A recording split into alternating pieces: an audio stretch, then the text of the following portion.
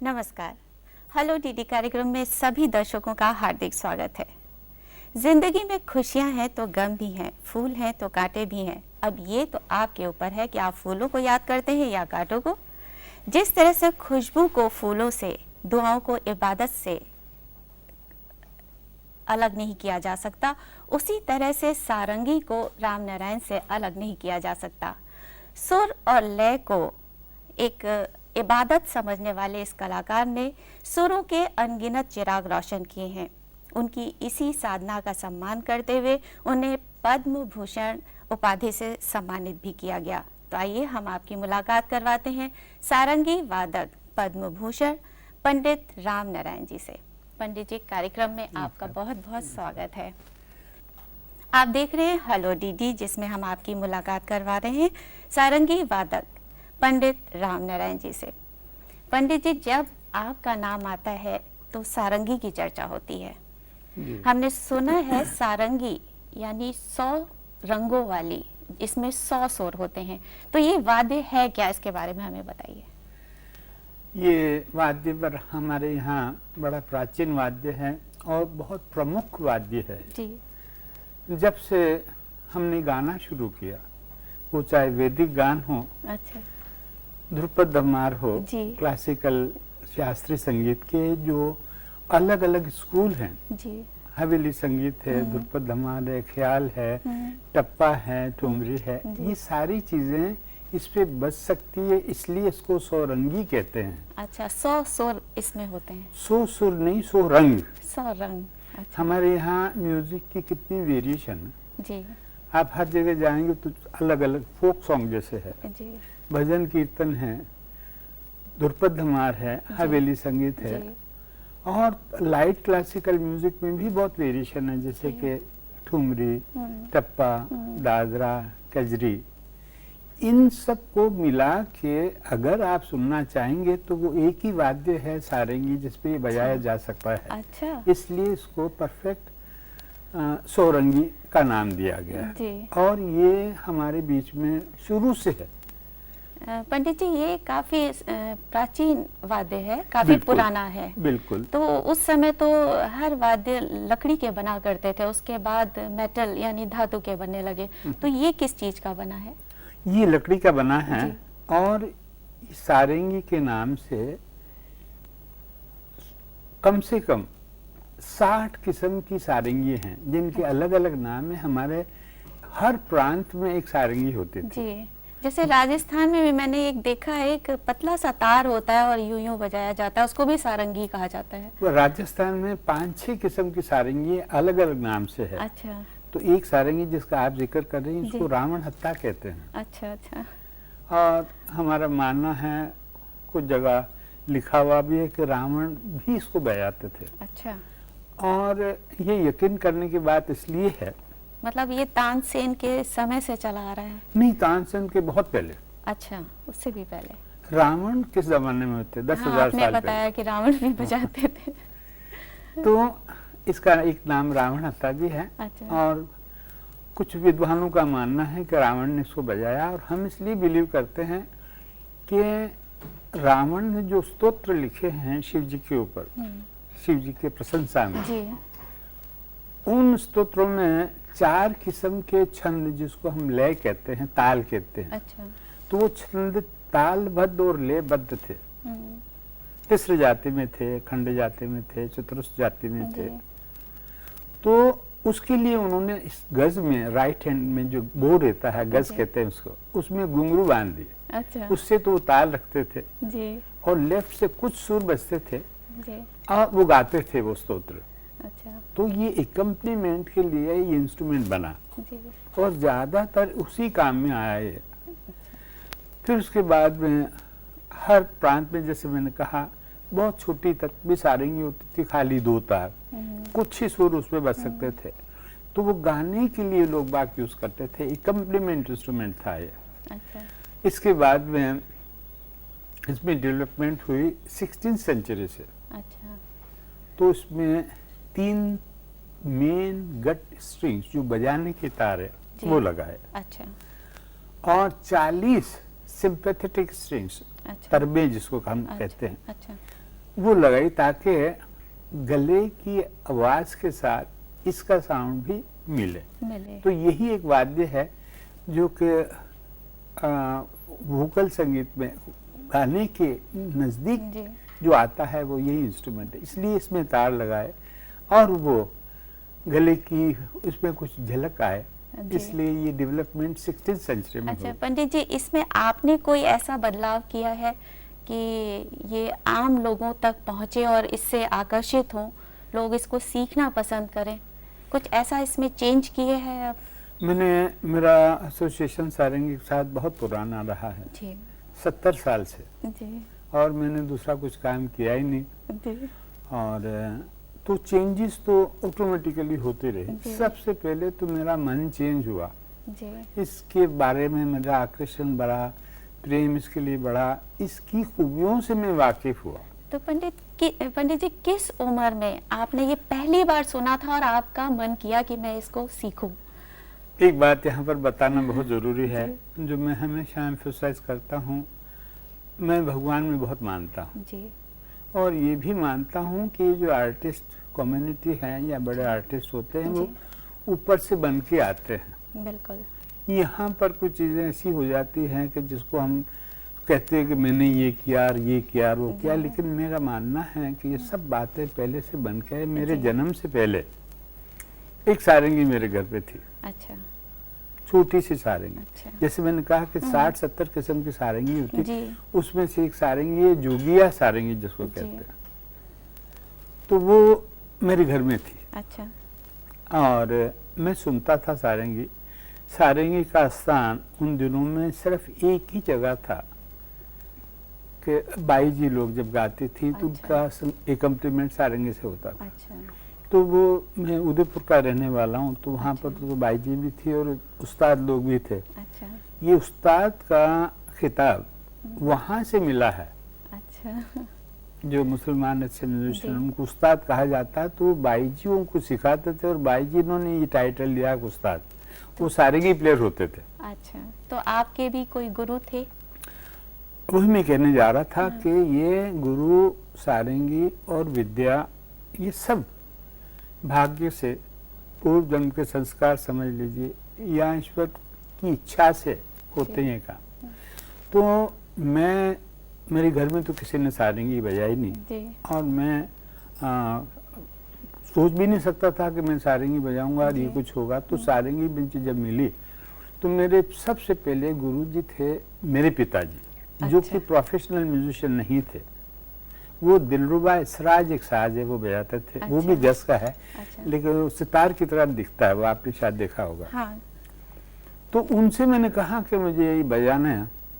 उनके भी समझ में आ गई बात। अच्छा। उन्होंने उसको रिपेयर करवा दिया और मुझे कहा कि सारे गामा इस तरह से बजाओ। तो कौन सी सुर, कौन सी उंगली लगनी चाहिए, उन्होंने बताया, और वो बहुत यूनिक तरीका था। अच्छा। जो कि किसी और सारंगी प्लेयर में नहीं होता, जी। सिर्फ मुझे मिला वो। अच्छा। अब मैं क्यों नहीं मानूं कि जो सारंगी बजाना नहीं जानते थे, उन्होंने ये रास्ता बताया, तो ये मेरे भाग्य की बात हो गई। इसके बाद बहुत जल्दी उसमें मुझे अच्छा बजाने लगा। किस उम्र से आपने बजाना शुरू? 5 साल की उम्र में। अच्छा। और 2 साल के बाद तो मेरे बहुत तेज हाथ चलते थे सारंगी पे। आपने शुरुआत कर दी थी? बिल्कुल बिल्कुल। और वो करेक्ट टाइम था स्कूल जाने का। और आप बजाते ही रहे, मतलब मैं बजाते ही उसको रहा। छोड़ा नहीं आपने? किसी और साज को नहीं बजाया आपने? बिल्कुल नहीं, स्कूल भी छोड़ दिया। अच्छा। जब स्कूल में जाने का टाइम था। जी। और देखिए मैं कितना भाग्यवान रहा कि मेरे पिताजी को जब मैंने कहा कि स्कूल मुझे अच्छा नहीं लगता है, तो उन्होंने कहा अच्छा मत जाना, स्कूल ही मत जाओ। हाँ। चलो सारंगी बजाओ। अब और सुनिए, जबकि मैं अच्छा बजाने लगा 10 साल की उम्र में, जी। तो मेरे पिताजी के जो मित्र थे उन्होंने पंडित जी, इस समय हमारे पास एक फोन आया है पुणे से, हाँ। इसको ले लेते हैं पहले और ये चर्चा अच्छा, जारी अच्छा, रहती है। अच्छी बात। हाँ जी, बोलिए। हेलो। हाँ जी। मैं चंद्रकांत घाटे अकुर्डी पुणे से बोल रहा हूँ। हाँ जी चंद्रकांत जी, बोलिए। मुझे आपसे ये पूछना है कि आपने सारंगी की शिक्षा कहाँ से ली, और मुझे अगर पुणे में सारंगी की कोई शिक्षा लेनी है तो क्या करना पड़ेगा? पुणे में कोई टीचर अवेलेबल है या नहीं? मेरा ख्याल है पुणे में एक ही इनका सारी पहला सवाल था, आपने ये शिक्षा कहाँ से ली, जिसका हम अभी जिक्र ही कर रहे थे, बात ही कर रहे थे। 5 साल की उम्र से मुझे सारंगी मिल गई और शिक्षा भी मिली। और शुरुआत मेरे आपके पिताजी से। पिताजी ने कराई थी।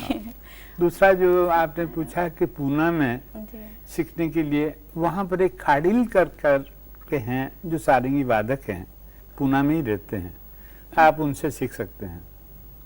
पंडित जी, हम ये चर्चा जारी रहे। आप बता रहे थे कि आप जब 10 साल के थे तो आपने ये हाँ, तो सिलसिला। मेरे पिताजी के जो मित्र थे वो बड़े वरीड थे और मेरे पिताजी से आके उन्होंने पूछा, मेरे सामने की बात है, कि ये लड़का सारंगी तो बजा था लेकिन ये कहाँ बजाएगा, इसकी जगह सिर्फ एक ही थी जो मैं पहले कह चुका हूँ। तो मेरे पिताजी साधु संतों में बहुत रहे थे अच्छा। बचपन से, और स्पिरिचुअल थे वो, और वो वाचा सिद्धि भी उनको थी, मुझे ऐसा लगता है। अच्छा। तो उन्होंने कह दिया कि ये सारंगी रेडियो से बजाएगा, जो आप लोग सोच रहे हैं वहाँ नहीं जाएगा ये। अच्छा। और मैं कभी नहीं गया वहाँ पर, और वाकई मैंने अपना profession as a sarangi player radio से ही शुरू किया। और उसके बीच में जी। जब मेरी 12 साल की उम्र थी, 12-14 साल की, जी। तो उदयपुर के कुछ लोगों ने मेरी मदद करने के लिए, जी। उस वक्त स्कॉलरशिप वगैरह की तो बात सोच ही नहीं सकते जी। थे, थी भी नहीं, जी। तो उन्होंने कहा कि हम तुमको नौकरी दे देते हैं। 2 स्कूल है उदयपुर में, विद्या अच्छा, भवन अच्छा। एंड राजस्थान महिला विद्यालय लड़कियों का स्कूल, जी। वहाँ दोनों। पंडित जी, इससे पहले हम एक फोन ले लेते हैं, Please. लोनावाला से शैलेंद्र का है। हेलो। अच्छा। हेलो, मुझे पंडित से पूछना है कि ये सारंगी सिखाने के लिए उनकी तरफ से क्या प्रयास चल रहा है? सारंगी के लिए मैंने अपना जीवन पूरा अर्पण कर दिया और अभी भी वही काम कर रहा हूँ। मैंने एक फाउंडेशन बनाया है, आचार्य पंडित रामनारायण फाउंडेशन। उसमें जो सारंगी सीखनी चाहते हैं उनको मैं स्कॉलरशिप भी देता हूँ और सिखाता भी हूँ। इसलिए सिखाता हूँ कि ये वाद्य हमारे से दूर हो गया था, अब वापस से हमको मिल गया है, इसलिए मैं चाहता हूँ ये हमारे बीच में बना रहे। तो ये मेरे पास प्रबंध है स्कॉलरशिप का और उसको सिखाता हूँ। तो जब ये बात इन्होंने पूछी है, ये सवाल कि आप जो इंस्टीट्यूट आपने सिखाने के लिए शुरू किया है, तो इसमें आप क्या सरकार की तरफ से आपको कोई मदद मिल रही है या किसी म्यूजिक के जो लोग हैं उनकी तरफ से कोई मदद मिल रही है? ये आपने बड़ा अच्छा क्वेश्चन पूछा है, क्योंकि ये इतना अच्छा काम है और हमारी इस संस्कृति से जुड़ा हुआ है ये वाद्य। ये आपने पूछ के मुझे बड़ा ढाढ़स बंधाया और मुझे कहने में बड़ी हम चाहता था कहना। जी। आज दिन तक इस काम के लिए मुझे एक भी पैसा किसी से नहीं मिला। अच्छा, ये आप खुद इसमें? मैंने अपना ही पैसा कुछ बैंक में रख दिया है। अच्छा। जिसका इंटरेस्ट आता है और उसमें ये काम करता हूँ। अच्छा। और मांगता मैं इसलिए नहीं हूँ कि हमारे गवर्नमेंट के लोगों को और भी बहुत काम रहते हैं, इस काम में शायद उनका ध्यान लगे नहीं, और मुझे इतनी एनर्जी है नहीं कि मैं चक्कर लगाता रहूं। अगर उनको कभी समझ आई, भगवान ने कुछ समझ दी तो आएंगे मेरे पास, तो मैं एक्सेप्ट करूंगा। पंडित जी, लेकिन फिर भी पहल करनी चाहिए, क्योंकि बिना कहे तो कुछ मिलता नहीं है। इसलिए एक बात मैं ये कह रहा हूँ कि कहने में मुझे कोई एतराज नहीं है लेकिन बार बार नहीं कहना चाहता हूँ, वो मेरे उसमें फिट नहीं होता मेरे कैरेक्टर से। जी। तो मैं यही कह रहा था कि कबीर दास जी ने जैसे कहा कि चुंदरिया जू की त्यों दर्दी नहीं, जो भी कुछ मेरे पास आप लोगों से मिला है उसमें तो कुछ तो मैं दे सकता हूँ ना लोगों को। तो मुझे कोई एतराज नहीं, कोई गिला शिकवा नहीं है। और कोई गुस्सा भी नहीं है, लेकिन मुझे आनंद होगा अगर कोई मेरा हाथ बटाए, जी क्योंकि ये काम मैं बहुत अच्छे मन से कर रहा हूँ और जी। बहुत ज़रूरी है ये। जी कहीं ऐसा नहीं हो जाए कि मेरी वजह से सारंगी आई और मेरे साथ वापस चली जाए। जी। मैं ये बात प्राउड के हिसाब से नहीं कह रहा हूँ, मैं निमित्त मात्र हूँ, ये तो मैं मानता हूँ, जी लेकिन मैं ये भी फील करता हूँ कि ये बना रहे इंस्ट्रूमेंट और मैं जी। जो भी कुछ अपने हिसाब से सिखाने के लिए जी फाइनेंशियल जो भी कुछ डिफिकल्टी किसी को, हर एक तरह से तन मन धन जिसको कहते हैं ना, जी। उससे मैं पेश आ रहा हूँ। तो पंडित जी इसमें काफी शिष्य होंगे आपके?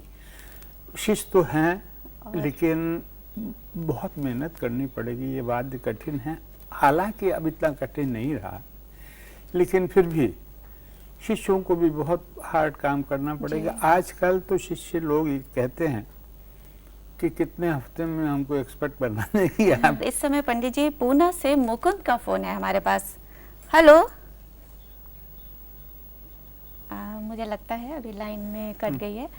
पंडित जी हम चर्चा कर रहे थे आपके फाउंडेशन की, तो आप शिष्यों को कोई अवार्ड्स दे रहे हैं या किसी इसको प्रोत्साहन आगे बढ़ाने के लिए और क्या कर रहे हैं इसमें?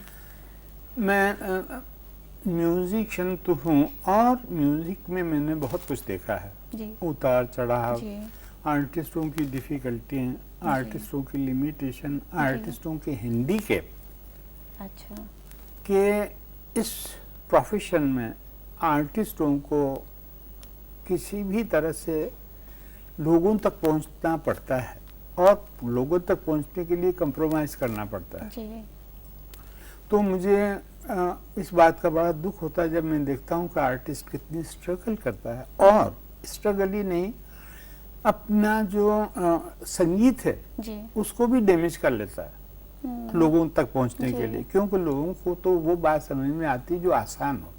जी क्लासिकल का मतलब होता है मुश्किल काम, जी बिल्कुल सही कहा आपने। तो मुश्किल काम जब हम करते हैं तो उसकी पहचान तो बहुत कम लोग कर पाते हैं, और ख़ास करके हमारी कंट्री में नहीं होती। जी हमारी कंट्री में एजुकेशन सिस्टम समझ लीजिए या कुछ हमारा पालन पोषण इस तरह जी। से होता है जिसमें शुरू से सिखाया जाता है रोटी कपड़ा और मकान। जी हाँ, बच्चों को सबक यही मिलता है जी कि तुम पैसे कब कैसे कमा सकते हो। जी इसलिए इस तरफ ध्यान किसी का गया नहीं, खास करके म्यूजिक के लिए मैं कह सकता हूँ। बाकी तो इंजीनियर डॉक्टर वगैरह काफ़ी हमारे जी। बच्चे बड़े जी पढ़ रहे हैं, सारी म्यूजिक की इंफॉर्मेशन नहीं मिली, वो हमारे एजुकेशन सिस्टम में भी इंटर नहीं हुई, जी इसलिए आर्टिस्टों को कंप्रोमाइज करना पड़ा।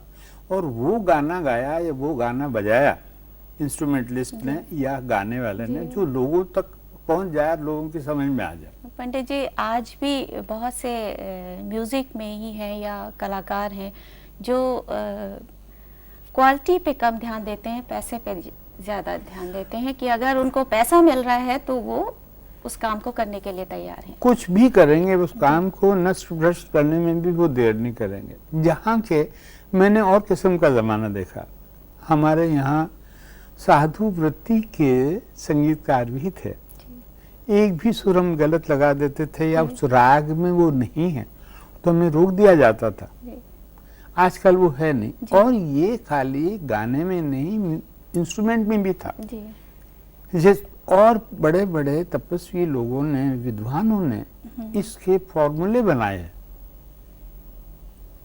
कि तबला कैसे बजना चाहिए, सारंगी कैसे बजना चाहिए, सितार कैसे बजनी चाहिए, इनको हैंडल करने का क्या तरीका। जैसे कि यूरोप में वायलिन गज के जितने साज हैं, इनका एक ही कंपोजर हुए हैं, बाख, अच्छा और उन्होंने कंपोज किया खाली गज के साजों के लिए, वायलिन वियोला चेलो। अच्छा तो वो काम इतना प्रिसाइज हुआ है कि अब जो वेस्टर्न क्लासिकल म्यूजिक बजाते हैं उनको वैसे ही सीखना पड़ेगा, नहीं तो बजा नहीं सकते। जी हमारे यहाँ ऐसा नहीं हुआ, जैसे कि किसी की मर्जी में कुछ भी आ गया, लोगों ने तालियां बजा दी जी तो वो गज बहुत फास्ट चलाना शुरू कर दिया। जैसे कि हमारे जी। अमूमन वायलिन प्लेयर आप जी। देखेंगे वो बिल्कुल बहुत जल्दी जल्दी गज चलाते और लोग तालियां बजा देते जी। कि ये कुछ कमाल हो रहा। इसी जी। तरह से तबले में हुआ जी इसी तरह से गाने में भी कुछ बातें आ गई, जैसे तराना जी या कुछ ऐसे शब्द। अनफॉर्चुनेटली बात है कि जहाँ क्लासिकल की बात होती है तो वो तो प्योर थी रहनी ही चाहिए। जी जैसे कि हम मानते हैं दीपक जल जाते हैं, जी हिरन आ जाते जी। हैं, बारिश हो जाती है, जी। ये सब सही बातें हैं। अच्छा हमको करना नहीं आया, हम लोग भटक गए हैं।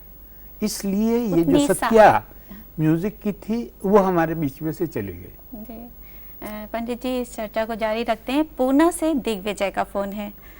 हेलो। हेलो। हाँ जी बोलिए। हेलो। हाँ जी बोलिए। हाँ, मैं पूना से डॉक्टर दिग्विजय वैद्य बोल रहा हूँ। हाँ जी। मेरा एक सवाल है कि आपने आपके पिताजी का नाम नहीं बताया, और दूसरी एक बात है कि ऐसा सुना है कि सारंगी यह साज गवैयों के साथ करने से बढ़ता है, तो आपके जमाने के ऐसे कौन से गवैये हैं कि जिनके साथ आपने बजाया है? आपको सबसे पहले मेरे पिताजी का नाम बता देता हूँ, स्वर्गीय नाथू जी बियावट। और जिन गवैयों के साथ मैंने बजाया है वो इस सेंचुरी के सभी लोग हैं। फैयाज खान साहब, आशिक अली खान साहब, बड़े गुलाम अली खान साहब, अमीर खान साहब, ओंकार नाथ ठाकुर, कृष्णाराव शंकर पंडित, केसर बाई। तो जो इस सेंचुरी के सब गवैये थे, और जिस जगह पे मैंने नौकरी की लाहौर, वहाँ तो 10-15 गवैये लोकल थे, प्लस इस तरफ से भी कुछ जाते थे रेडियो प्रोग्राम करने के लिए, चेन बुकिंग कहते थे उसको। यहाँ महाराष्ट्र के भी जितने अच्छे गवैये थे, जैसे कागलकर जी, हीराबाई के भाई, तो इन सब लोगों को मैं लाहौर में मिला हूँ। तो मेरा ख्याल है कि कोई बचा नहीं हो। जब ये लोग नहीं रहे तो मैं तकलीफ में आ गया था, इसलिए मैंने सोलो का ध्यान किया। कब मैं कुछ बातें कहना चाहता हूँ तो कह नहीं सक रहा हूँ, तो सोलो क्यों नहीं बजाऊँ। अच्छा। इसलिए मैंने सोलो सारंगी शुरू की 50 से। पंडित जी शुरुआती दौर में क्या आपको भी मुश्किलें आई थी? आपका ये मन नहीं हुआ कि ये छोड़ देते हैं, कुछ और काम कर लेते हैं? जीविका चलाना मुश्किल हो गया हो, क्योंकि संगीतकारों को सबसे बड़ी मुश्किल यही पड़ती है कि कोई इनकम का कोई सोर्स नहीं होता है। अब इसके लिए सुन लीजिए कि मेरी इनकम जब मैं 14 साल की उम्र में था, उदयपुर जैसी जगह 50 रुपया महीना थी। अच्छा। मेरे गुरुजी ने 6 महीने में नौकरी की वो। फिर मेरे गुरुजी महादेव प्रसाद जी मैहर वाले, जो गाना गाते थे, वो मेरे गुरु थे। उन्होंने आके मुझे मेरा फ्यूचर बताया कि इस नौकरी से तुम्हारी क्या हालत होने वाली है। अच्छा। वो वर्णन सुन के मैं बहुत दुखी हुआ और दूसरे दिन जाकर नौकरी छोड़ दी। अच्छा। तो इसका मतलब ये हुआ कि मुझे पैसे से लगाव नहीं था शुरू से। 50 रुपये उस जमाने में आज के 1 लाख रुपया समझ लीजिए आप। जी। तो वो मैंने छोड़ दिया इसलिए कि ये हानिकारक है मेरे संगीत के लिए। जी। तो एक तो वो काम मैंने किया जो कि ये बहुत बुरा माना लोगों ने। मेरे बड़े भाई साहब थे स्वर्गीय चतुरलाल जी, उनके बारे में फिर कभी जिक्र करेंगे। वो एक ऐसे तबला वादक थे और ऐसे बड़े आर्टिस्ट थे, वो ऐसे बड़े आदमी थे। जी। मैं उनको ब्रह्म ज्ञानी समझता हूँ, कुछ बातें हैं उनकी ऐसी। उन्होंने इस बात का बुरा नहीं माना। उन्होंने कहा कि तुम्हें जो करना है वो करो, और नौकरी छोड़ दी, कोई बात नहीं, मैं संभाल लूँगा घर। हमारे पिताजी की ज़मीन थी उदयपुर के पास एक गांव में बेड़वास। अच्छा। उसमें 5-6 एकड़ ज़मीन थी। वो मेरे भाई साहब उसकी देखरेख करते थे और उसी से घर का काम चलता था। लेकिन ये 50 रुपये तो उससे भी बड़ी रकम थी। जी। तो उन्होंने कहा मैं और मेहनत करूंगा, लेकिन तुम अपना काम। गुरुजी के साथ वहां से चला गया, सीखता रहा। पंडित जी पूना से हमारे पास फोन है मुकुंद का। हेलो। हेलो। हाँ जी बोलिए। हेलो। मुकुंद जी बोलिए। हाँ, हाँ जी मैं सब पुणे से मुकुंद सिंगारम बोल रहा हूँ। जी सवाल कीजिए। पंडित जी को धन्यवाद, आपसे बात करने का मौका मिल रहा है। और मुझे ये पूछना है कि सारंगी ये वाद्य मराठी के नाट्य संगीत से जुड़ा हुआ था और अभी किसी एक विशिष्ट जाति के संगीत से जुड़ा है, लेकिन इसका बढ़ोतरी नहीं हो रही है, तो आप इसके बारे में क्या कहेंगे?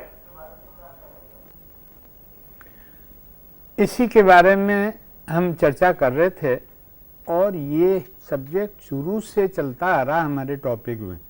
मैंने जैसे कहा कि ये फाउंडेशन है, इसमें स्कॉलरशिप दी जाती है।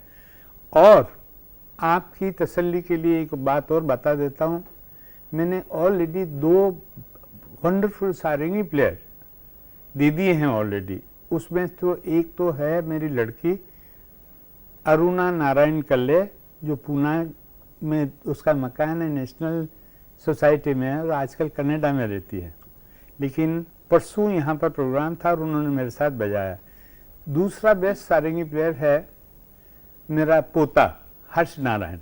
ये लोग परफॉर्म कर रहे हैं और 2-4 मेरे स्टूडेंट और हैं जो कि तैयार हो रहे हैं इसी रास्ते पर। मैं बहुत दिल से उनको सिखा रहा हूँ। तो मेरा प्रयास यही है कि सारंगी, जैसे आपने कहा कि नाट्य संगीत से जुड़ी, ये कहाँ नहीं जुड़ी थी, तो सब जगह जुड़ी रही। ये रावण से लेके भगवान कृष्ण तक जुड़ी रही। रास लीला में सारंगी बड़ा प्रमुख वाद्य होता था। ये वल्लभाचार्य जी ने अपनी किताब में लिखा है। पंडित जी हम कुछ और भी पूछना इस समय चाहते थे, लेकिन इस समय हमारे पास शैलेश का फोन है दिल्ली से। हेलो। हेलो। हाँ जी बोलिए। हेलो। हाँ जी बोलिए अपना सवाल। हेलो पंडित जी नमस्कार, मैं शैलेश अरुण बोल रही हूँ दिल्ली से। नमस्कार। सवाल कीजिए। मेरा ये पूछना था कि आपने फिल्मों में भी बजाया है सारंगी और म्यूजिक भी दिया है फिल्मों में, तो आप उसके बारे में कुछ बताएं और आपकी फेवरेट कोई सिंगर और उनका गाना थोड़ा हमें गुनगुना के सुनाएं। ये बिल्कुल ठीक है कि मैं फिल्मों से जुड़ा रहा। ये भी एक कड़ी है मेरे जीवन की, जिसे मैंने कहा कि जिन लोगों के साथ मैं संगत करता था, ओंकारनाथ ठाकुर, कृष्णराज जी वगैरह, ये लोग जब नहीं रहे तो मैं फिल्मों में चला गया। और वो टाइम फिल्मों का भी बहुत अच्छा था जबकि म्यूजिक अच्छा होता था। जी गंगा, जमुना, कश्मीरी कली, कुछ नाम तो हमें भी पता है, लेकिन आपने कई सारी फिल्मों में संगीत दिया है। मैंने बहुत सारी फिल्मों में बजाया है, संगीत भी दिया। और म्यूजिक डायरेक्टर मेरे बड़े दोस्त थे, उनकी भी मदद करता था मैं टाइम टू टाइम। अगर कोई सिचुएशन ऐसी आ जाती थी कि कोई जैसे क्लासिकल गाना है, आपने वो गाना सुना होगा, मन मोहना बड़े झूठे। हाँ, लता का है। हाँ, लता जी का। हाँ, और एक गाना और क्लासिकल है, प्रीतम दर्श दिखाओ, मन्ना डे और लता जी ने गाया है। इस तरह से बहुत सारे गाने हैं और मुझे उस वक्त फिल्मों में काम करना अच्छा भी लगता था, क्योंकि म्यूजिक डायरेक्टर बड़े समझदार और लर्नेड लोग थे। तो मैं कुछ सजेस्ट करता था उनको कि सारंगी में यूं नहीं और यूं बजेगा, और वो मान लेते थे। तो इसलिए मेरा टाइम वहाँ पर बहुत अच्छा कटा। बाकी मैंने अनगिनत गाने बजाए हैं, मुझे कुछ अभी तो याद भी नहीं है, लेकिन अगर मौका मिले आपको तो एक पिक्चर जिसमें मैंने म्यूजिक भी दिया था, गरम कोट।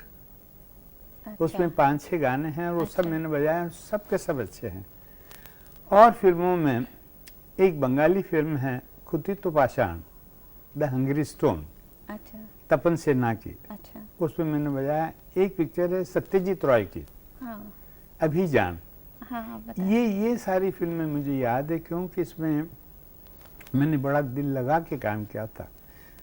तो ये कभी आपको मौका मिले तो ये फिल्में देख। पंडित जी आपने किसी इंग्लिश पिक्चर में भी संगीत दिया है? हाँ, 2-3 फिल्मों में दिया, know about my little man, और बजाया तो बहुत फिल्मों में है मैंने।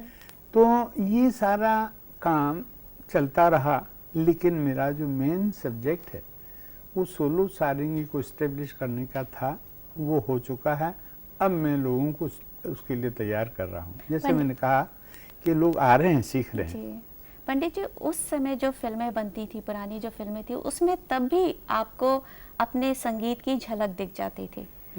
और हमारी आज की जो फिल्में बनती हैं उसमें जो संगीत देखने को मिलता है उसमें कोई हमें अपने भारतीय संगीत की झलक देखने को नहीं मिलती आप है। बहुत अच्छा कह चुकी हैं कि देखने को मिलता है, सुनने को नहीं। जी तो हाँ, बस यही बात है कि देखने को मिलता है, और वो भी बड़ा दुख के साथ देखा जाता है। जबकि हमारे विदेशी जो फिल्में हैं, बाहर की जो फिल्में हैं, उनमें तब भी उनका उस जगह का टच होता है, उस शहर का, उस देश का टच होता है, संगीत का या वहाँ की सभ्यता का। लेकिन हमारी फिल्मों में इस तरह का टच नहीं होता है। मैंने पहले जैसे कहा कि हमको शुरू से सबक मिलता है, लेसन मिलता है, इंस्ट्रक्शन मिलती है, रिक्वेस्ट और ऑर्डर होते हैं कि पैसे कैसे कमाना है वो सीखो। और ये बात एक पर्टिकुलर कम्युनिटी में होती है ऐसा नहीं है, जी, सभी में होती है। सभी में हर होता एक है। प्रोफेशन में मेन चीज तो ये बन गई है। जी। और लोग बाग इज्जत भी उसी की करते हैं जिसके मर्सिडीज गाड़ी से उतरे। लेकिन हमारे देश में प्रतिभाओं की कमी नहीं है। आप जैसे कलाकार हैं जो अभी तक अपने संगीत को बरकरार रखे हुए हैं, बनाए हुए हैं। तो पंडित जी, जब आपने पहला परफॉर्मेंस स्टेज पे दिया था, तब आपको कैसा लगा था? ये आपने मेरी मुंह से बात ले ली कि डिफ़िकल्टी जो आई थी उसमें से ये बड़ी बहुत ज़बरदस्त डिफ़िकल्टी मुझे हुई 1954 में कावसी जहांगीर हॉल बॉम्बे में। अच्छा। एक कॉन्फ्रेंस अरेंज की थी सुर सिंगार संसद ने। अच्छा। और वो 8 रोज चल रही थी। जी। और 8 रोज में एकम्पनीमेंट कर रहा था। जी। सभी आर्टिस्ट थे, बड़े गुलाम अली, आमिर खान, जी। मुश्ताक हुसैन खान साहब जी। और केसर भाई। जी। तो मैं सबके साथ बजा रहा था और मुझे लोगों ने बड़ा पसंद कर रहे थे। अच्छा। मैंने कहा कि मैं क्यों नहीं सोलो बजा दूं। अच्छा। तो 7वें दिन मैंने ब्रिजनारायण जी से कहा, मैंने कहा मैं सोलो बजाना चाहता हूँ। तो उन्होंने कहा बजाओ। अब वो गलती मेरी ये हुई कि टाइम जो चूज किया मैंने सोलो बजाने का वो गलत था। अच्छा। तो उसके बाद में एक आइटम आने वाला था जिसमें 2 सितार, 2 तबले। अच्छा। और ये बिग फाइट जिसको कहते हैं, जुगलबंदी। जुगलबंदी वो होने वाली थी। अच्छा।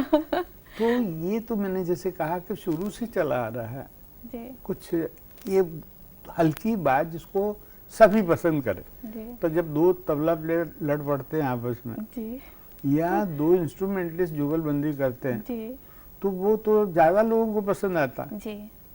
तो मेरे बाद में वो होने वाला था तो मुझे हुटिंग करके उठा दिया गया, कहा बंद करो ये बाजा। अच्छा। तो मुझे बड़ा दुख हुआ। कभी कभी ऐसा भी होता है पंडित जी। एक दफा ही हुआ सिर्फ, अच्छा। फॉर्चुनेटली। फिर एक बाई थी जिनको मैं सारंगी सिखाता था, लीलाबाई मणकुर। अच्छा। उनका मेरे जीवन में बड़ा योगदान रहा। जी। वो बम्बे में मुझसे मिली, सारंगी सीखने के लिए मेरे पास आई थी। मेरे से उम्र में बहुत बड़ी थी। जी। साउथ इंडियन थी तो उनको हिंदी नहीं आती थी और मुझे अंग्रेजी नहीं आती थी। अच्छा। तो मैंने कहा कि कैसे सिखाऊंगा मैं। तो फैसला ये हुआ कि वो कहने लगे आप मुझे सारंगी सिखाई, मैं आपको अंग्रेजी सिखाऊंगी। अच्छा। तो उनकी कृपा से मैं अंग्रेजी बोल लेता हूँ। जी। तभी आप बहुत विदेशों में भी घूम आए और अपना नहीं, उसके बाद विदेशों में जाना शुरू किया, अंग्रेजी अच्छा। सीख के गया मैं। और वहाँ जाके म्यूजिक एक्सप्लेन किया। एक मैंने अंग्रेजी में किताब भी लिखी है, अच्छा। Indian music in performance. Manchester university press ने ये रिलीज की है किताब। तो वो बाई ने फिर मेरे छोटे छोटे प्रोग्राम अरेंज करने शुरू किए और 2 साल के बाद फिर उसी ब्रिजनारायण जी की कॉन्फ्रेंस सुर सिंगार संसद में मैंने बजाया और 1.5 घंटे तक बजाया। बस ये हुआ कि फिर लोगों ने मुझे उठाया नहीं, नाराज नहीं हुए, बल्कि प्यार किया। जी। मतलब सारंगी की धुन सुन के मंत्रमुग्ध हो गए।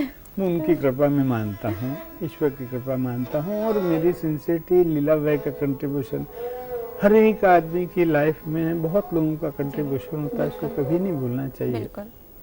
पंडित जी, अपने देश में जब आपने परफॉर्मेंस दी और विदेशों में दी तो कुछ किसी तरह का आपको फर्क लगा? किस तरह का रिस्पांस आपको मिलता था? मैं फिर वही कहूँगा कि मैंने म्यूजिक को अपने लिए और भगवान के लिए लिया, और यही बात मेरे भाई साहब में भी थी। जी, मेरे भाई साहब 1954 में अमेरिका गए थे, जी, अली इकबाल और चतुरलाल जी। अच्छा, वहाँ जाके उन्होंने एक रिकॉर्ड बनाया था, म्यूजिक ऑफ इंडिया।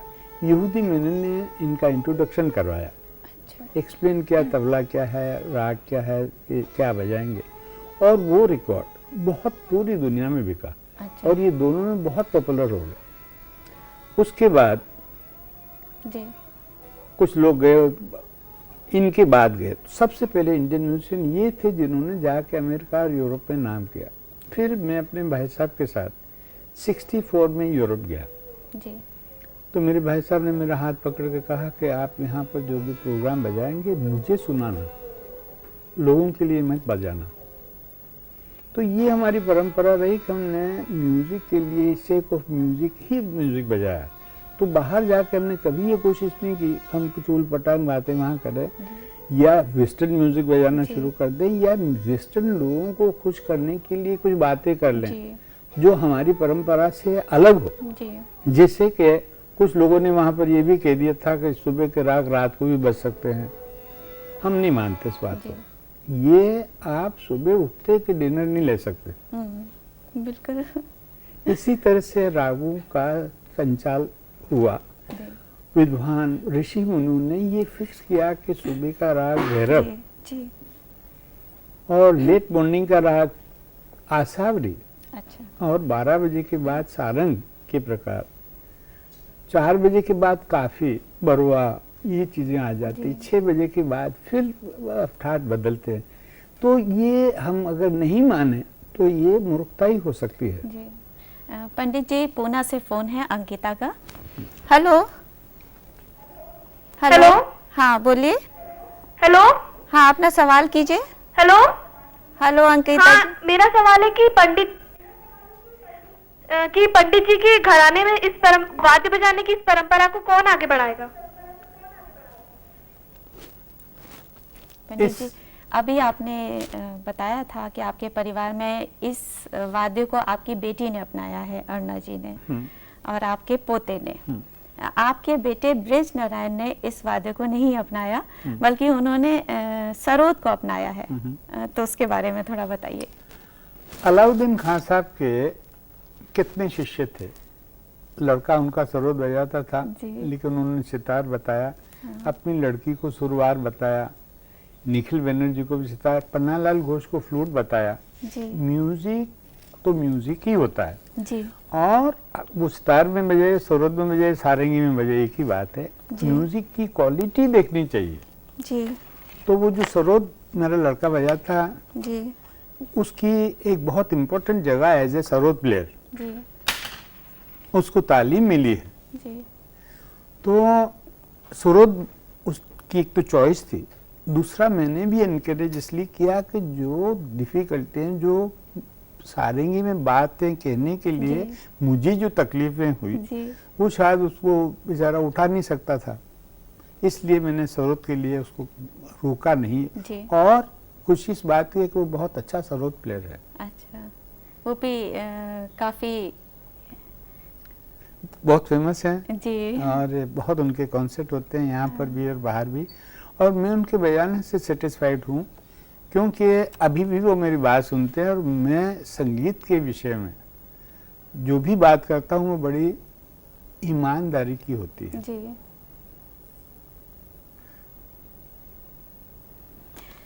पंडित जी, आपने जो विदेशों में विदेशी कलाकारों के साथ आपने जो म्यूज़िक दिया है उनके बारे में बताइए। तो किस तरह का तालमेल रहता था आप लोगों के बीच में? ये आपने बहुत अच्छी बात पूछी है।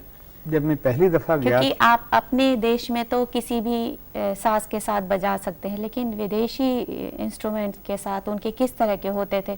इलेक्ट्रॉनिक के होते थे या दूसरी तरह के? क्योंकि हम लोग में ये है कि वो इलेक्ट्रॉनिक के होते हैं, तो उसमें ये साज कैसे एडजस्ट होता है? नहीं, मैं जिन लोगों से मिला था उन लोगों का इलेक्ट्रिक इंस्ट्रूमेंट से कोई वास्ता नहीं था। जी और जगत प्रसिद्ध लोग जो थे जी और वो गज के साथ बजाने वाले लोग, जैसे यहूदी यूनियन, हाँ Pablo Casals, Christopher, David Oistrakh, हाई फिस्ट, आइजेक्स्टन, ये सब वायलिन प्लेयर और चेलो प्लेयर हैं। अच्छा और मैं शुरू, मेरी किस्मत अच्छी थी कि इन्हीं लोगों से जाके मिला, क्योंकि जिससे मैंने बताया सारंगी की जगह जो इंडिया में उस वक्त थी जी वो तो बड़ी दयनीय कंडीशन में जी थी। जी और मैं एक दफ़ा तो 54 में उठाया भी गया था, 64 में जब वहाँ पहुँचा ये देखिए भगवान मुझे बचाता कैसे, तो जी। यहूदी में से मुलाकात हुई और ये सब म्यूजिशियन और मिले। इनके साथ, यहूदी मैन के साथ आपने काफी काम किया है। यहूदी मैन के साथ हमने संगीत की चर्चा की और मैंने उनके लिए 4 पीसेस कंपोज किए थे। जी मैंने कहा आप इंडियन म्यूजिक से बहुत प्रभावित हैं, अच्छा। तो अगर आप बजाएं तो ये बजाइए जी इंडियन म्यूजिक। अच्छा। स्टार्ट एक जगह है स्विट्जरलैंड में, अच्छा। जहाँ स्टार्ट म्यूनियन फेस्टिवल होता है, अच्छा वहाँ जाके हमने ये काम किया साथ जी, बजाने का। जी।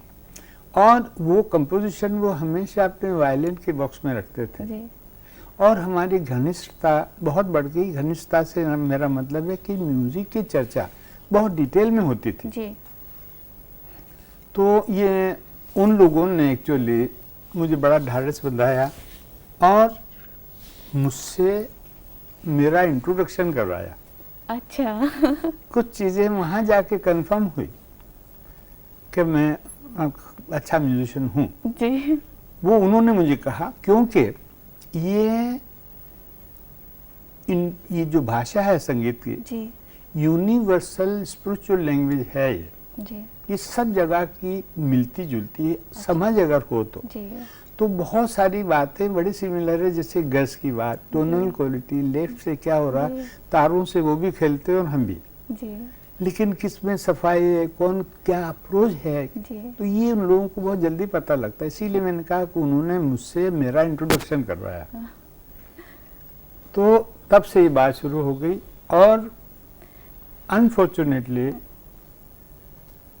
मैंने ज़्यादा विदेशों में ही बजाया है। अच्छा मेरी ज़्यादा रिकॉर्डिंग भी वहीं हुई, मेरी अप्रिशिएशन भी वहीं हुई, जी फाइनेंशियल हेल्प भी वहीं से हुई। अच्छा मैं ब्लेम नहीं कर रहा हूँ, मुझे कोई गिला शिकवा नहीं है, मुझे सत्कार यहाँ पर भी हुआ है मेरा। जी लेकिन वो जो एक डिफिकल्ट पीरियड था जी जिसमें अगर वहाँ नहीं जाता तो यहाँ पर शायद वो काम नहीं होता। नहीं हो पाता। पंडित जी, हमारे पास नासिक से फोन है विजय का। हेलो हेलो पंडित जी, नमस्ते। नमस्ते मैं नासिक से विजय सिरसाट बोल रहा हूँ। जी। जी, मुझे आपसे एक सवाल पूछना था। मध्यकाल में जो हमारे से ये सारंगी का जो सार था हमसे छूट गया था और अभी जैसे एक तरीके से ये हमें वापस मिल गया है, तो अब हम यदि इस परंपरा को बनाए रखना चाहते हैं तो हमें क्या करना चाहिए? मैं भी थोड़ा थोड़ा सारंगी बजा लेता हूँ, तो हाँ, अभी मुझे इसके बारे में और आगे ज्यादा जानना है, तो मैं क्या कर सकता हूँ इसके बारे में? मेरे पास आ जाइए। बड़ा सीधा सरल उपाय। बिल्कुल। बहुत अच्छे विजय जी कि आपने इस बात में थोड़ा इंटरेस्ट लिया कि ये भी हमारे देश का एक अच्छा साज है। और मैं जैसे कह चुका हूँ विजय कि मैं सिखाने के लिए बड़ा आतुर हूँ, इसलिए कि आप लोग बजाएंगे तो ये रह जाएगा ये, तो इसलिए इसको करते रहना और मेरे से जो भी कुछ बन पड़ेगा मैं तुम्हारी मदद करूँगा। पंडित जी, जब हम सितार का नाम लेते हैं तो पंडित रविशंकर का नाम आता है, और जब हम बांसुरी की बात करते हैं तो हमें पंडित हरि प्रसाद चौरसिया जी का ध्यान में आता है। जब हम संतूर की बात करते हैं तो शिव कुमार शर्मा का दिमाग में ध्यान आता है, और जब हम सरोद की बात करते हैं तो उस्ताद अमजद खली खां की जहन में बात आती है। जब हम सारंगी का जिक्र करते हैं तो आपका ध्यान आता है। तो आपने क्या ये महसूस किया था, ये सोचा था कि इस वाद्य में आपको इतनी प्रसिद्धि मिलेगी? वही मैं कह रहा था कि मेरी जो शिक्षा दीक्षा हुई है जी। वो इस हिसाब से नहीं हुई कि मैं इस वाद्य से या इस संगीत के माध्यम से बहुत पैसे कमाऊं या बहुत आराम की जिंदगी रखूं। मेरा से विशेष रूप से पंडित जी, यहाँ हम थोड़ा सा रोकना चाहेंगे। Please. SH पॉल का फोन है गाजियाबाद से। अच्छा, हेलो हाँ हेलो, हेलो। हाँ जी बोलिए। मेरा पंडित जी से एक सवाल है। इतनी जानकारी दी है पंडित जी ने, लेकिन मैं ये भी जानना चाहता हूँ, वो जो इंस्ट्रूमेंट रखा ना आप लोगों के बीच में, तो सारंगी के बारे में, बनावट के बारे में भी थोड़ा ज्ञान दे। कितने तार के बारे में जिक्र हुआ था और किस तरह का साज है ये भी जानना चाहते हैं। वो क्लोजअप हमें दिखाई नहीं दे रहा। ओके। तो पंडित जी मेहरबानी से प्लीज बताइए कि किस तरह का इंस्ट्रूमेंट है ये। हाँ, ठीक है। और मैं वैसे दूरदर्शन से जुड़ा हुआ था, फॉर्मर डायरेक्टर हूँ। अच्छा जी, नीता जी प्लीज पूछिए। थैंक यू पॉल साहब। हम आपको थोड़ा सा क्लोजअप में दिखा देते हैं इस इंस्ट्रूमेंट को। और पंडित जी मैं आप थोड़ा सा explain कर देता हूँ। इसको एक बार फिर से बता दीजिए, इनके तार और इस साज के बारे में।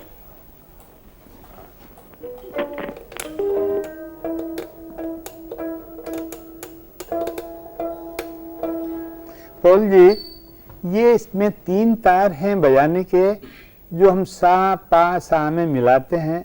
पहला तार है सा, और ये दूसरा है पा, और तीसरा फिर खरज का सा। ये बजाने के 3 तार हैं। और ये जो तार आप देख रहे हैं, ये सिंपैथेटिक स्ट्रिंग्स, ये जो हम सुर बजाते हैं तो ये वाइब्रेट करते हैं, इसलिए इसका साउंड रिच साउंड बन जाता है। उनको हम ट्यून करते हैं जो राग बजाना हो। जैसे कि ये लाइन है, इसमें सारे गामा पाधा निशा मिलाते हैं।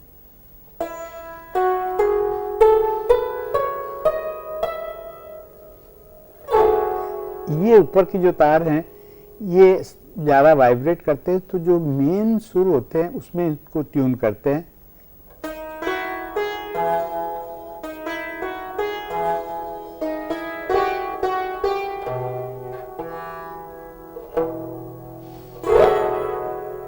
ये देखिए, एक जो गूंज है ये वाइब्रेट करते रहते हैं हमेशा तार। ये जो नीचे के तार हैं, इसमें पूरे 12 सुर होते हैं।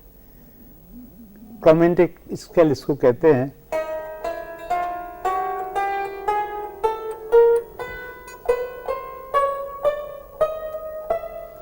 ऐसे ट्यून होता है ये। और जैसे आप देख रहे हैं, ये घोड़च है यहाँ हाथी दांत की बनी हुई, यहाँ पर जिस पे तार रेस्ट करते हैं। और यहाँ पर ये भगवान की मूर्ति है शिव की, और जिनका मैं भक्त हूँ उनको याद करके बजाता हूँ।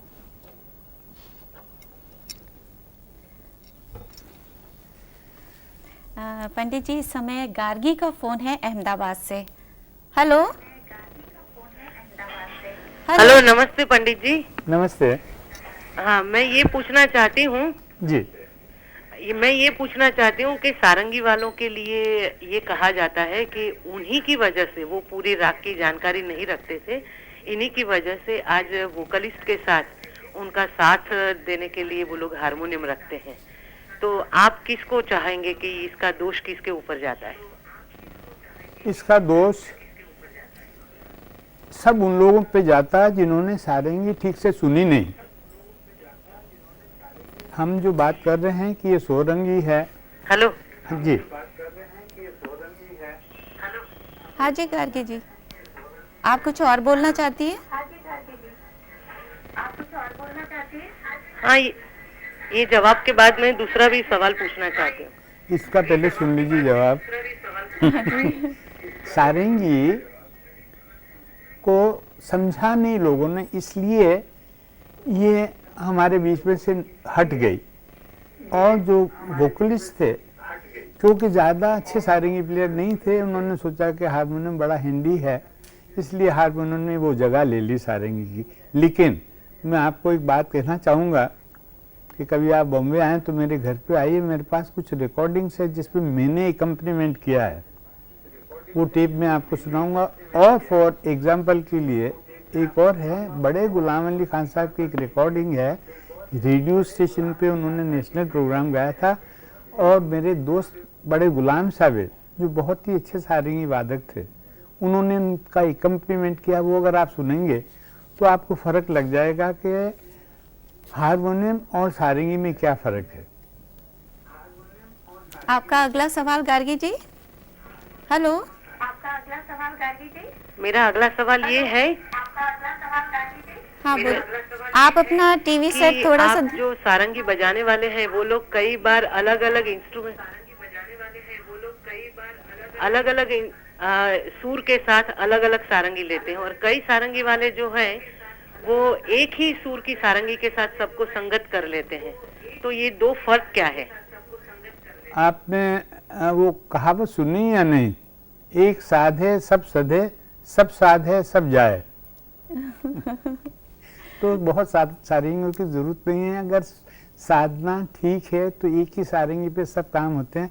ये जो सारंगी आप देख रहे हैं यहाँ पड़ी हुई है, ये मेरे साथ है 60 साल से, और मैंने कभी दूसरी सारंगी को हाथ नहीं लगाया, क्योंकि इस सारंगी में मेरे प्राण फंसे हुए हैं।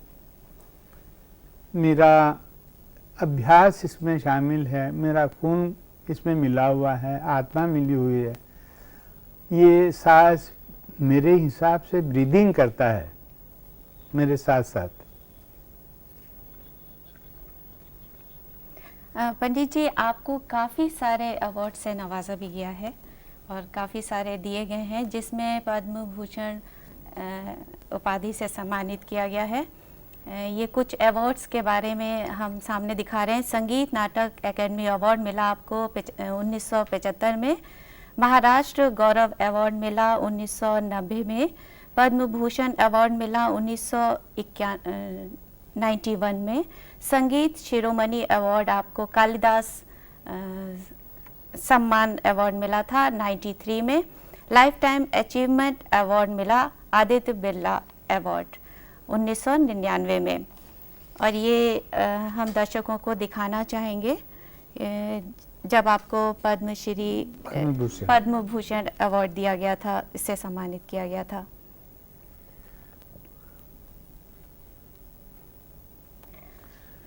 पंडित जी, जब आपको ये अवार्ड मिला तो आपको कैसा लगा था? ये मैं वही कहना चाह रहा था, सबसे जो बड़ा अवार्ड है जी, वो जो सारंगी मेरे घर पे मिली थी ना जी, वहीं से बात होगी। जी, और सबसे बड़ा अवार्ड ये है जो आपके सामने पड़ा हुआ। जी, और ये अवार्ड तो जानी आनी चीज़ है, जो मुझे मिला वो हमेशा मेरे साथ रहेगा और मरने के बाद भी रहेगा। हम बिलीव करते हैं कि जो बड़े आर्टिस्ट मरते हैं फिर आर्टिस्ट होते हैं। जी, मुझे अच्छी तरह से याद है, अहमद जान थे, मेरा ख्याल फोटो है आपके पास उनका है। जी, हाँ जी, वो 90 साल की उम्र में भी रियाज करते थे, जी, और national centre for the performing art वहाँ पर मैं सिखाता था, जी, और त्रिपुरा खान साहब सिखाते थे, और अन्नपूर्णा जी जी, अलाउद्दीन खान साहब की लड़की। जी, तो ये खान साहब वहाँ पर भी प्रैक्टिस करते थे, जी, और मैं थोड़ी सी इनसे मजाक कर लेता था। जी, तो मैंने इनसे कहा कि आप क्यों रियाज कर रहे हैं, कहीं प्रोग्राम वगैरह है कुछ? कहने लगी नहीं, जी, प्रोग्राम तो नहीं है, लेकिन मैं अल्लाह से मांग रहा हूँ कि फिर जन्म हो तो तबले के साथ ही हो, क्योंकि बहुत सारी बातें रह गई है जी, जो मैं कहना चाहता था और कह नहीं सका। जी, तो अवार्ड्स की मुझे खुशी तो ज़रूर है, लेकिन इस बात की चिंता है कि मेरा जो काम संगीत के माध्यम में जो होना चाहिए था वो कहीं अधूरा नहीं रह जाए। जी, बाकी ये तो ठीक है, सब लोगों की कृपा है, लोगों की कृपा मानता हूँ, ज़्यादा कृपा भगवान की होने से अच्छा होगा। जी। पंडित जी, आपने सारंगी को इस ऊंचाई तक पहुंचाया है और इसकी एक पहचान अलग से बनाई है। हम सभी लोग और इसके आभारी रहेंगे, आपका सम्मान करते हैं, और आप हमारे स्टूडियो में आए, अपना समय दिया, इसका बहुत बहुत शुक्रिया। और आप जो इस समय काम कर रहे हैं, लोगों को सिखा रहे हैं और अपनी तरफ से जो भी संगीत के लिए योगदान कर रहे हैं, उसके लिए हमारी और दूरदर्शन की तरफ से आपको बहुत बहुत शुभकामनाएं। मैं आप लोगों का बहुत धन्यवाद देता हूँ इस बात के लिए आप इस सब्जेक्ट पे बात करते हैं, इसकी चर्चा होती है, लोगों तक ये चीज़ें पहुंचाना ये हमारी ड्यूटी भी है। जी। हमारा इंडियन कल्चर, हमारी सभ्यता जी। वो बहुत ज़्यादा संगीत में है। आप देखिए हर एक देवी देवताओं ने संगीत किया है। जी भगवान कृष्ण जी। ने बंसुरी बजाई, बिल्कुल। सरस्वती वीणा बजाती जी। थी, और तो देवी देवता, ऋषि मुनि, जी तो ये हमारे कल्चर से बहुत जुड़ा हुआ है ये सब्जेक्ट। तो बार बार मुझे बुलाइए और मेरी समय में जो कुछ आएगा कहता रहूँगा और आपको सुनाऊंगा भी। जी बहुत अच्छा ये होगा पंडित कि जी, बजाय हमारा- प्रोग्राम के डिमोन्स्ट्रेशन दूंगा किसी रोज। जी पंडित जी, हमारा बस यही हम आपसे विदा लेना चाहेंगे। दर्शकों, आपका बहुत बहुत शुक्रिया। नमस्कार। नमस्कार।